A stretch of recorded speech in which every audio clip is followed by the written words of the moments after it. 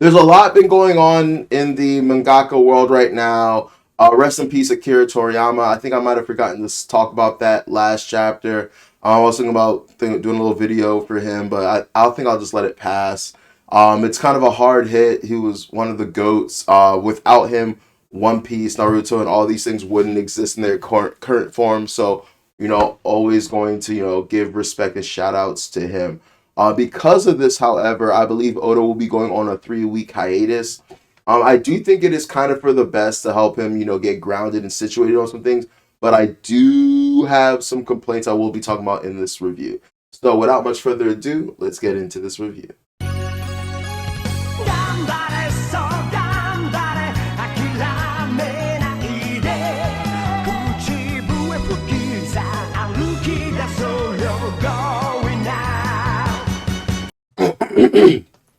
All right, chapter 1111 of One Piece, The Sun's Shield. So this chapter starts with one of the Gorosei, I forget their individual names. The one that's the crane, I call it the crane, I think it's Itsumatside or whatever, diving through the Frontier Dome. Now, this happened earlier, and I was kind of wondering the results of this. I didn't quite know. I was wondering if it was going to be like one of those fly zapper type things, like moth to a flame type things, where he's like but no, apparently he got through the dome.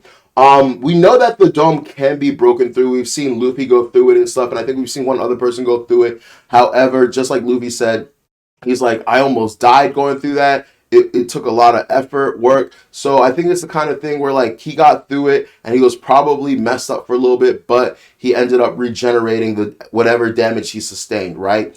And so as he gets through, Jinbei is like, what is this unreal hockey I'm feeling? We got to get out of here. And he goes and gets Zoro. Now, Zoro is not trying to leave at the moment because, to his surprise, Lucci is still standing. It's kind of reminiscent of Zoro's fight with Mihawk, where he's like a warrior doesn't take any scars to his back, which is really interesting because you would think with the kind of character that Lucci is, being an assassin, kind of being like in the shadows, like kind of dishonorable in certain ways, like it wouldn't appeal to him to do that, but he kind of goes out like a G. He's standing on 10, not falling, not faltering the entire time, and he's like, if you're gonna kill me, like, do the damn thing, and I respect it. Anyways, Zoro's like, let me finish him off. Jinbei's like, we don't have time for this, and then it's really weird. He apologizes to Lucci, and I was trying to wrap my head around why is he apologizing to Lucci. My thing is maybe he just feels like what he's doing is a little bit dishonorable, disrespectful, kind of interjecting into Lucci and Zoro's fight, and that's why he's apologizing. No clue. And then Jinbei uses 5,000 brick fist, tile brick fist, or whatever it's called. And this is the part where I'm kind of lost. If you guys know, please fill me in. I don't know if he hits Lucci with it. I don't know if he hits the ground in front of Lucci with it. It just seems like the goal is to delay the approach of Lucci. Following the attack, Lucci is out of hybrid mode. So, like, I thought that originally when I read it, I thought that Jinbei just used an attack that hit him so hard and he was so wounded that it took him out of his Zoan form. I was seeing comments saying, no, what actually happened was it was the sea water from the attack that doused Lucci, and that's what reverted him. I haven't the faintest. I haven't any clue. But Jinbei takes Zoro and gets the heck out of Dodge. Still not a bad look for Zoro. Once again, big Zoro fan, and it could just be me coping. I really do wish the fight went in a certain way. I really do wish it was an easier fight for Zoro. But honestly, it's a little bit disrespectful to Lucci because Lucci has always been that dude, has always been a big threat. And so, instead of looking at it as this big slight to Zoro, this is more so a kind of, respect for Lucci. But once again, as the Zoro fan, we always got to stay on our toes. We always kind of have to be up there. We're always trying to, like, justify the fact that we believe, like, without question, Zoro is definitively, like, stronger than Sanji. And so moments like this kind of get us, kind of, like, twisted up because it we know for a fact it's going to be a narrative that we're just going to like have to deal and hear, right? But especially the fact that like after that, like Zoro's still huffing and puffing, and so it's super confusing because it's made clear that okay, he could take him, but it kind of put an effort, and even with this move that he thought was going to take him out, he's still standing through it. But I digress. Let's move on. Immediately after they dip out, the Gorosei show up. The Itsimade shows up, and he's like, Lucci, what are you doing here? What's going on? And at first, and you see Lucci visibly terrified. I was like, uh-oh, is the Gorosei going to be mad that he let him down, mad that he disappointed him, mad that he let them get away? But that doesn't seem to be the case. Lucci immediately gives him a situation report, and he's like, the people that just left are Jinbei and Zoro. They're heading here. York is located here. In the basement, there's like 85 Cypherpol agents and a bunch of pacifista here, and just gives this Gorosei member all the pertinent information that he needs to hear. To which the Gorosei member is actually surprisingly very happy with his work. I didn't see that coming. I kind of expected him to be upset or yell at him or be like, how could you let this happen type shit. But I guess they're kind of being, understanding of the fact that he is going against a Yonko crew. And so they seem to be taking that really well. So I was really shocked by that. We see something that does seem kind of out of character for Lucci. And it does seem that he does care in some way, shape, or form about Kaku. He says, hey, one of my underlings, my partner, my cohort is badly injured up there. Please, whenever you go and do whatever it is you're about to do, please spare him. Please be careful. To which the Itsimade is like, no promises, being able to single out a single, insect. So once again, all the Gorosei feel like everyone is beneath them. Everyone is insects. He says, hey, I'll keep an eye out. He doesn't even promise that. He's just like, whatever happens, happens. But sure, whatever. Okay. So then we move on to the reunion between Luffy and Dory and Brogy, and they are having a great time. Like, there is so much chaos and disorder going on around them, but they're just so happy to see each other. They're doing they're just chopping it up real quick, and they're just like, yo, Luffy, I can't believe we get to meet you again, and like, we've heard stories, but like, how did you of all people know? Like that, like they don't say this, but like the sun god looks like that, blah blah blah, and Luffy has no clue. You have to realize at this point he hasn't actually like gotten a look at himself. I don't even know if he's aware that he looks different or like what's going on.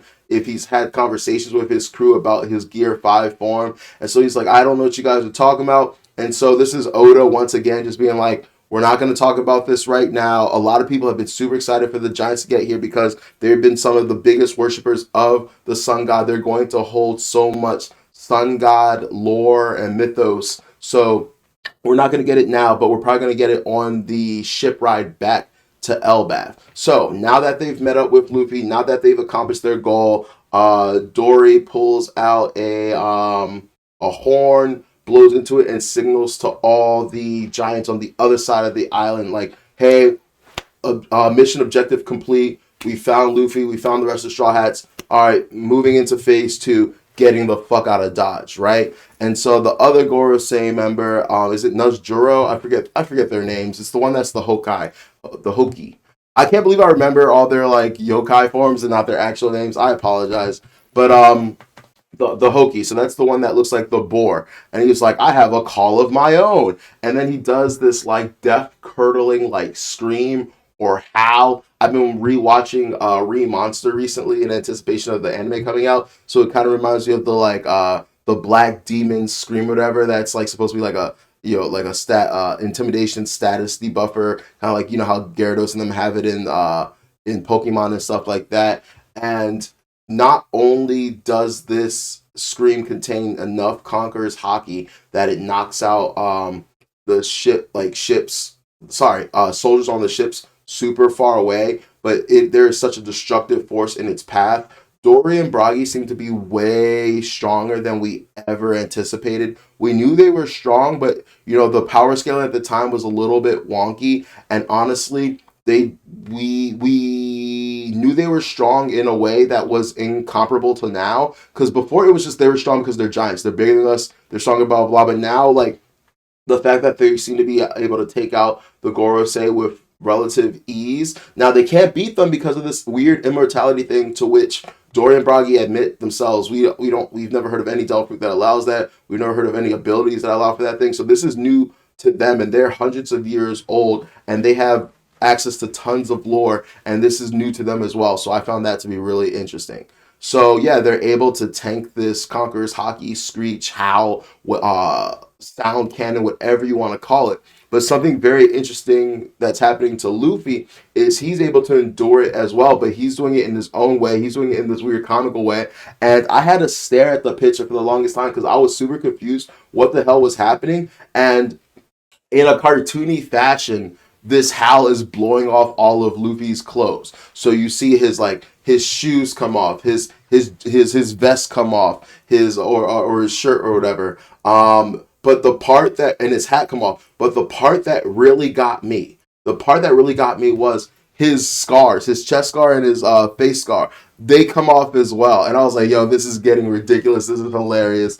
And granted, however you feel about Gear 5 at this point, I do think this is kind of funny, and I do think you kind of had to understand, like, this is where we are in the series right now, and you kind of have to embrace that. You can be critical of certain things, but you have to embrace this is where we are right now. And I think it's hilarious because I'm looking at it right now, and you even see Brogy, his eyes are, like, freaking out watching, like, what's happening to Luffy with his, like, eyes getting blown off, scars getting blown off. Like, he's like, what the hell is that? So that's super interesting. Luffy says that was close as he puts back on, like, his scars and wounds and stuff like that. But one thing I found interesting is he's doing the little lip thing where he's like this, and usually that's to indicate, like, Luffy is lying. So I don't know if this is like some kind of big massive joke, but he says that's close and he's doing the lying thing. So maybe, like, it wasn't close, maybe it wasn't a big deal attack to him. He's just messing around, he's just goofing.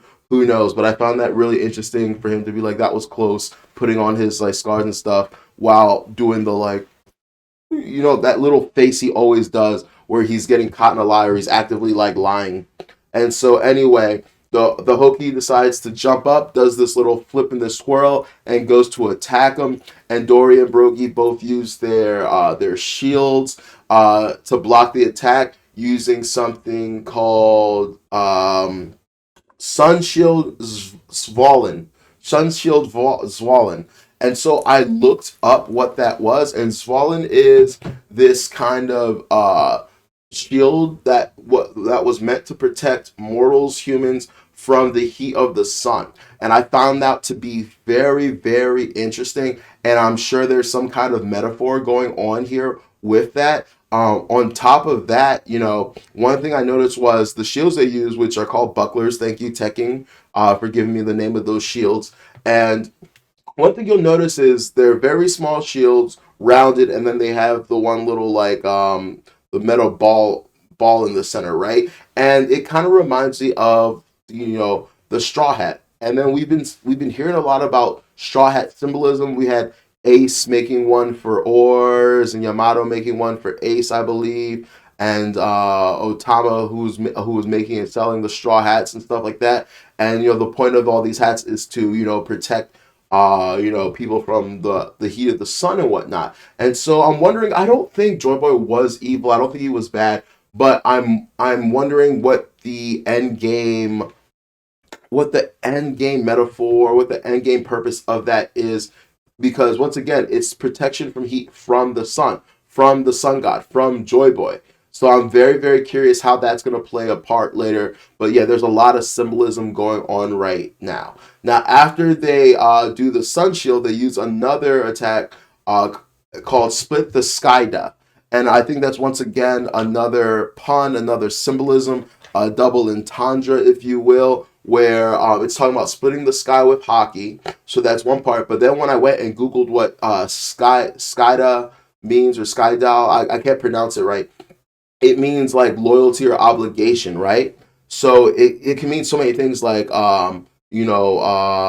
splitting the sky. What's it called? An obligation to split the sky, or meeting their obligation. which I think we're gonna find out a lot with the Giants, that like a lot of what they've been doing is that there is some kind of ancient pact, some kind of ancient lore where they have this obligation, they have this duty to serve the sun god, to protect the sun god, to enact his will, if you will. And so I think this is Oda's way of giving us all these little hints and clues as to the nature of Sun God Nika and his relationship to the Elbathian giants.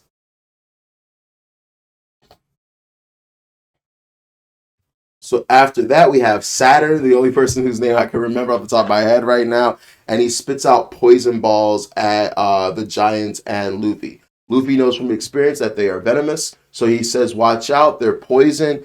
And this has to happen in like a fraction of a second. This has to happen in tune time, right? Because he pulls out this giant tree completely from the root out the ground, like Woody the Woodpecker, like corn cob, like chews the tree down to make like a bat, and we don't even get to see this part. So I can't wait till it's animated. Pulls out a paintbrush and paints the bat, and also pulls out a baseball cap, not a baseball cap, but like the hitter's cap to protect your head, with a 56 on it and a 56 on the bat, I believe. So this whole thing is becoming super meta, because we've seen Luffy as a kid wearing 56. When he was an egghead, with his one outfit, he had a 56. And so I'm wondering personally, like, where is this 56 coming from in the context of the world? Is this something that Luffy is manually, like, intentionally choosing to display, or is it just something that's subconsciously, subliminally, like being put on his clothing and he doesn't really know about it, but it's just part of the whole Sun God Nika thing? I have no clue, but he immediately makes this giant bat and hits the venom balls back at Saturn. And before we talk about the aftermath of that, one thing I want to talk about is I am very, very, very curious what the hell is happening with that stuff. So I think it is indisputable. If you're still arguing by now, you're just a moron, or you're just like, you can't handle it at this point. But it is very, very clear that he is super reality warping, has massive Toon Force. Before I was like, yeah, he has Toon Force, but on the lighter end. But now that does not seem to be the case. It is full on. It is full on Tom and Jerry, Bugs Bunny type Toon Force shit going on. And so the ramifications of that, I'm very interested in. But my thing is there significance to the paint, or is it just a gag?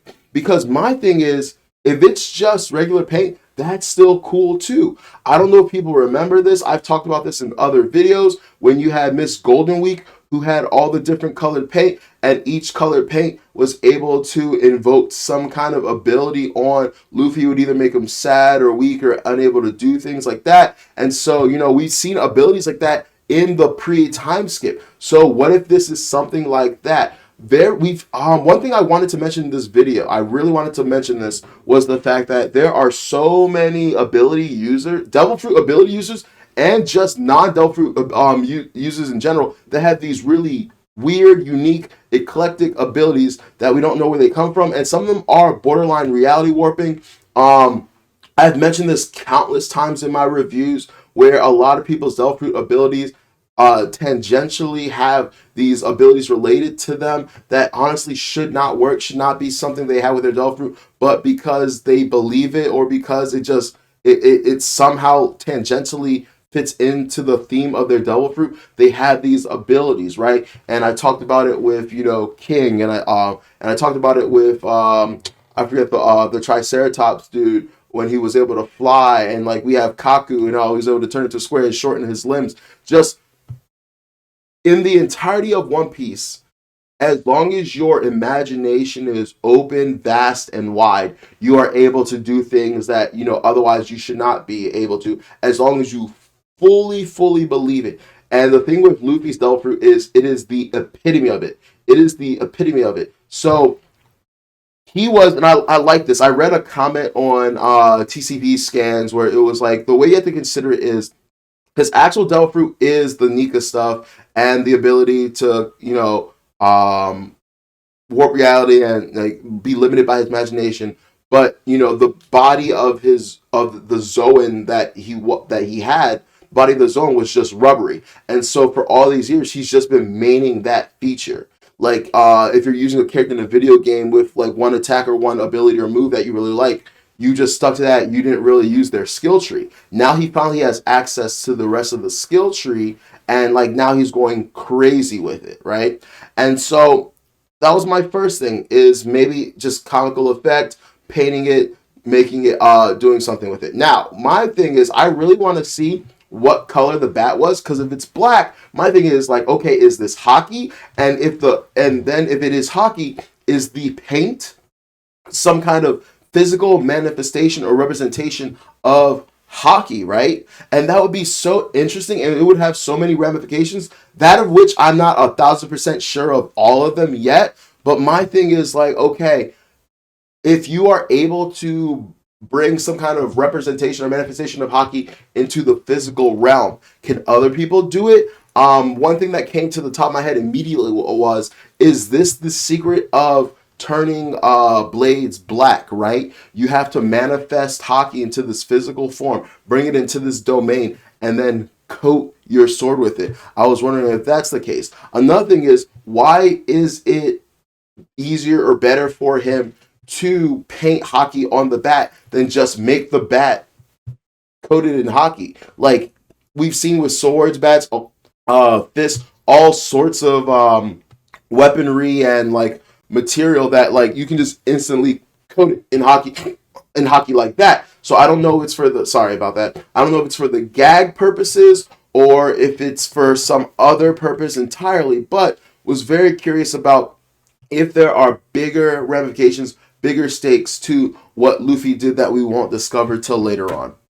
Now, once again, like I was talking about before, Luffy sends all the Venom Balls back and they explode. I'm not sure if the explosion is something that Luffy added or that was already originally going to happen with the Gorosei's attack, but that happens. We see lots of flames and fire going on, and in those flames and fire, we see the silhouettes of the Gorosei. And I'm not sure if Oda is just going for this like intimidating kind of image, or if it's his way of showing that like it actually hurt them, but they're regenerating. And I'm wondering like exactly what's gonna happen, what's gonna become of this, and how do we defeat these Gorosei? Is it going to be a matter of in the end game where we're just gonna have people fight each of the Gorosei, but the only way for the Gorosei to be defeated is if Emu is defeated because there's some kind of power siphon going on?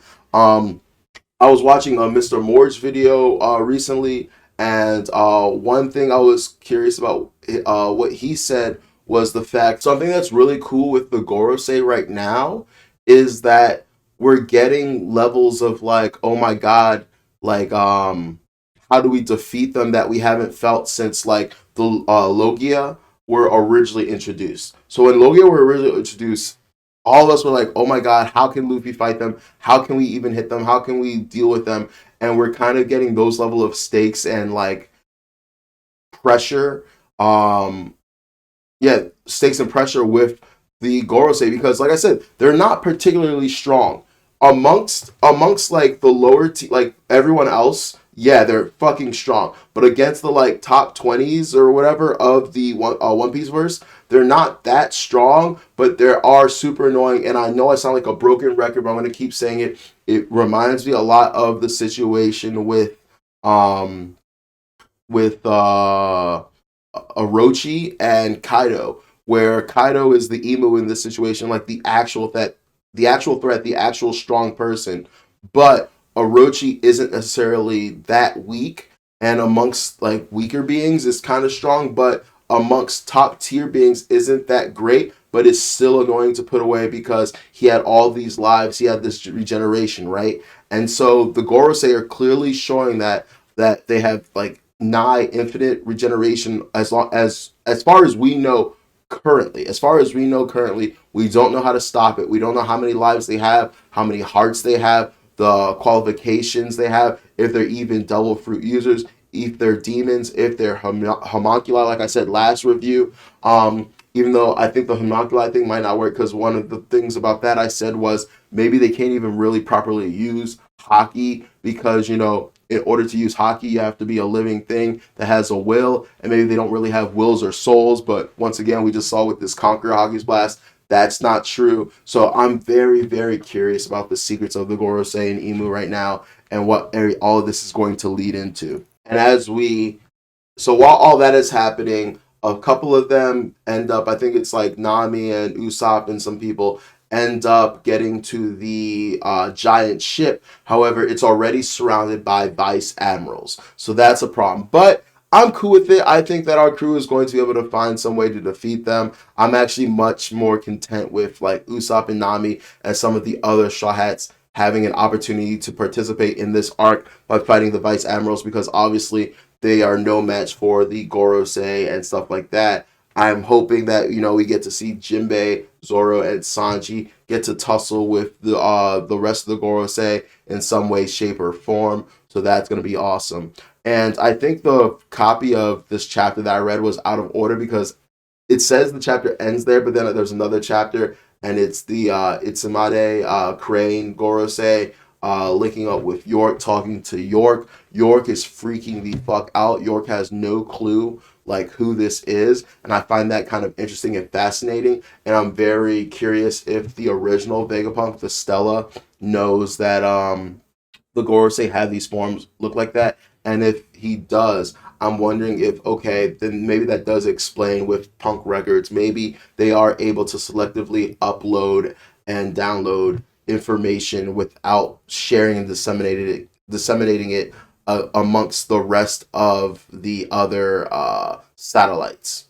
Who knows? I'm very, very curious about that. We see a panel with Kizaru on a ship, and he's a little bit beaten and battered, and they're like, "Are you okay? You need medical attention." He's like, "Leave me be. I can't do anything.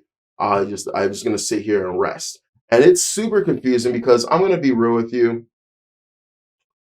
I feel like Kizaru had a poor showing when it comes to One Piece and One Piece power scaling. People take everything literally, and if you got hit or knocked, then like that's a demerit against you. You simply getting hit means someone has the ability to hit you.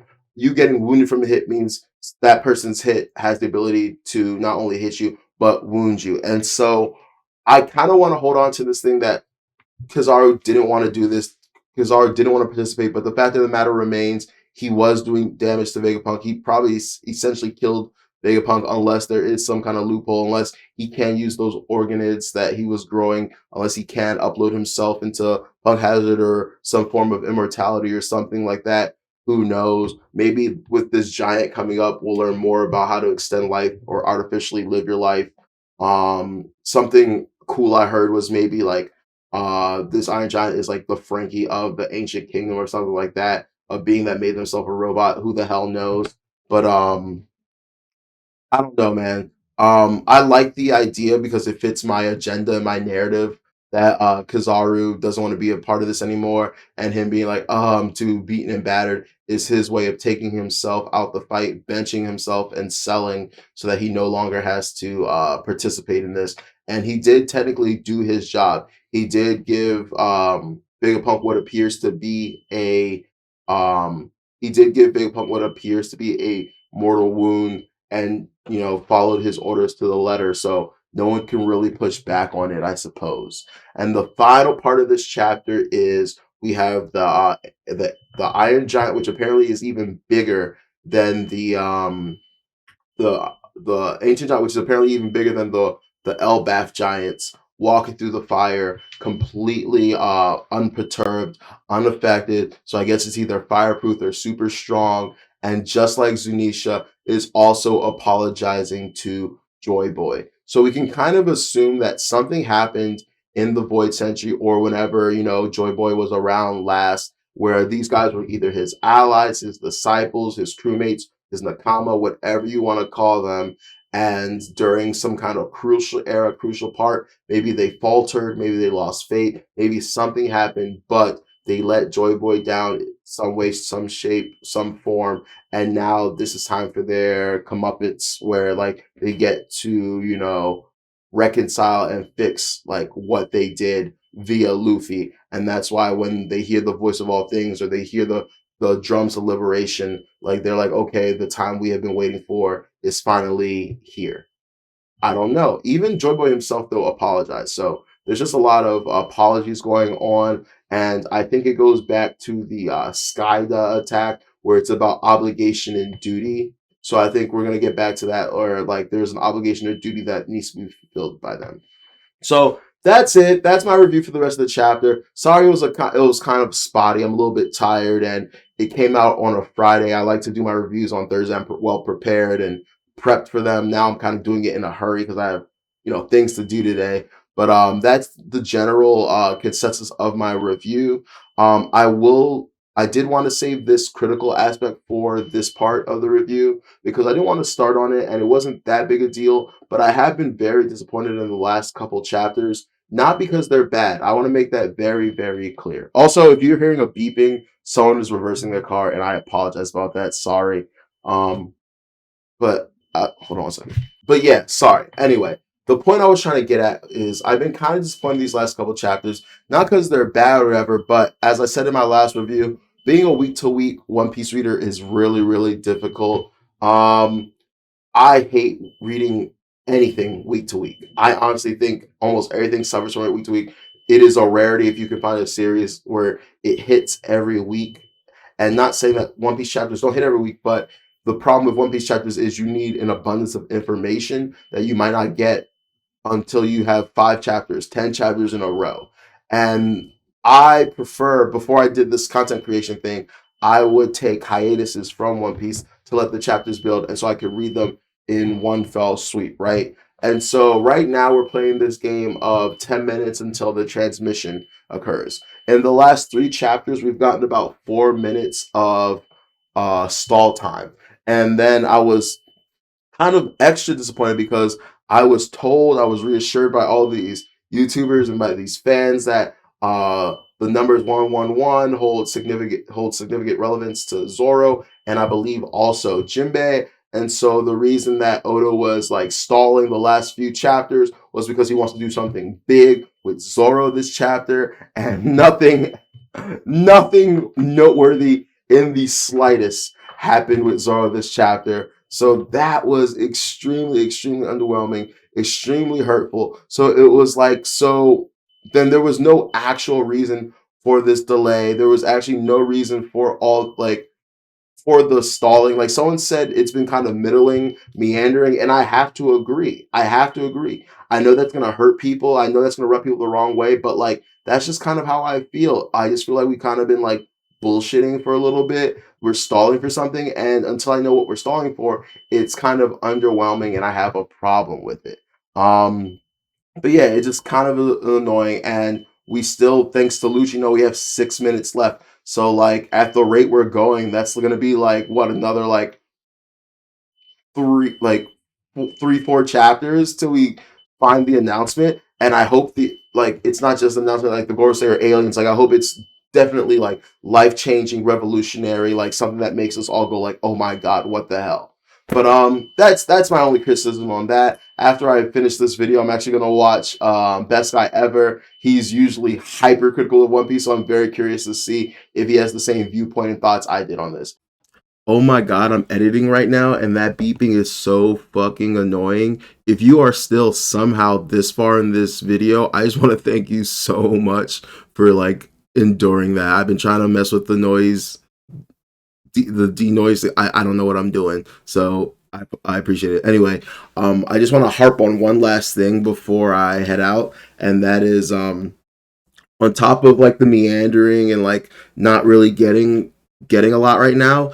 What makes it extra frustrating is we're getting a 3 week hiatus, and you can't even really be that upset about it. Like you just simply cannot, because someone really near and dear to Oda has passed away, and you have to like accept and acknowledge that, and you have to be human at a time like this. But as a fan, it's super frustrating. But you have to give Oda his bereavement, and we understand that. But it's also like if we didn't spend the last several chapters bullshitting, we would have been able to enter a hiatus in a really nice place after a really big event, as opposed to on like weird multi-chapter cliffhangers. And it's just slightly frustrating. And what compacts upon that frustration even further is just the fact that, I felt that there are many things recently in One Piece that have been glossed over or skipped over or, that aren't included for the sake of time. And then for us to have that and then skip over other things is kind of like, come on. We're skipping over things that we would like to see, and then things that we could do without or that can be skipped, we're dwelling on. I don't know. I don't know. Love the series, just like not a fan of that aspect. Anyway, thank you guys for tuning in. Please leave me any comments. If I forgot anything, let me know. If you disagree with me, let me know. If you have any thoughts on anything, you have any predictions, theories, or what's going on, let me know. I'd be happy to hear it, happy to discuss with you guys. Anyway, this has been Otaku Talk. It's me, your boy, your host, OD. Please make sure to like, share, and subscribe. Peace.